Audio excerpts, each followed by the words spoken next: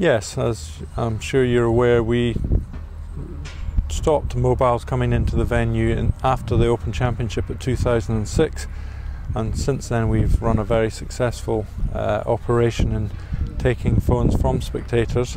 Our committee, though, has been monitoring that for the last 4 or 5 years, and after a lot of discussion came to the conclusion that we'd like to enrich the spectators' experience at the Open Championship. And you know, an individual's mobile phone is very much part of their life these days, and they like to keep in touch with family and business, and we understand that. And you know, we think we've looked at it hard enough, and we can allow these back in, and it's something that we want to try again, bringing them back in. We've been discussing this policy, this change in policy, with the tours in great detail. You know, the US PGA Tour have allowed them back in, as have the European Tour at their main events. The US PGA have allowed them back in at their major championship. The main thing is that, you know, the Open has always been driven by spectator experience as much as the playing of the championship itself. So we want the spectators to have the best time they can, and we do believe that allowing their mobiles will increase their experience.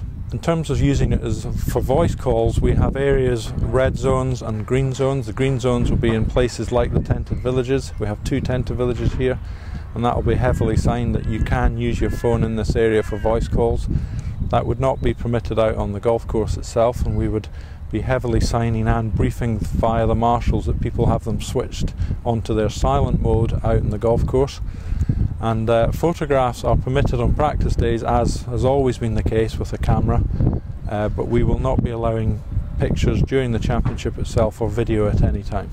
Absolutely, and that's part of the enriching the experience. We, you know, will be very happy for people to use their phones in that way in a grandstand, looking at apps. Indeed, there'll be some apps that, you know, the R&A have created specifically for the Open Championship, which we'd be very happy for people to utilise out on the golf course. But again, we want spectators to use their phones sensibly, follow the guidance that's given to them, and then they can have a great experience, and so too can the players. The marshals are very professionally briefed at Open Championships these days, and a big part of that briefing will be the fact that spectators will be bringing mobile phones in.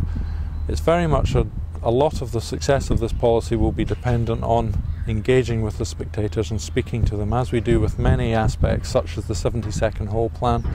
It's speaking to them nice and early, getting the message across, and the marshals will be briefed particularly on that. And some of the larger games we will have extra marshals with, just to help carry that message. We will not be allowing any video at all.